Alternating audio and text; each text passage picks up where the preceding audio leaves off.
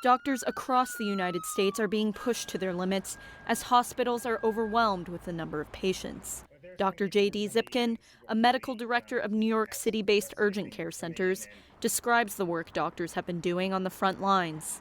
The way I describe it in two ways. One, we're drinking from the fire hydrant.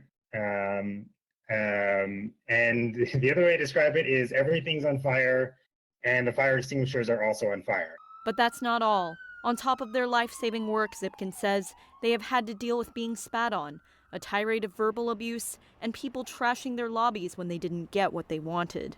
He's had to ramp up security at his hospitals in response. I've had a lot of my providers and their shifts in tears.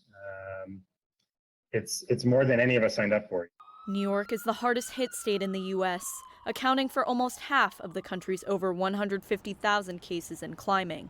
I think Dr. Jennifer Haith is a critical care cardiologist at Columbia University Medical Center. She says no visitors are allowed in her hospital anymore. There's a eerie quietness to the halls and the public spaces, but there's a lot of sick people, and there's a lot of people working really hard, and I think it's stressful for a lot of people. Haith says her days are nonstop, and she is still struggling to adjust to this new reality.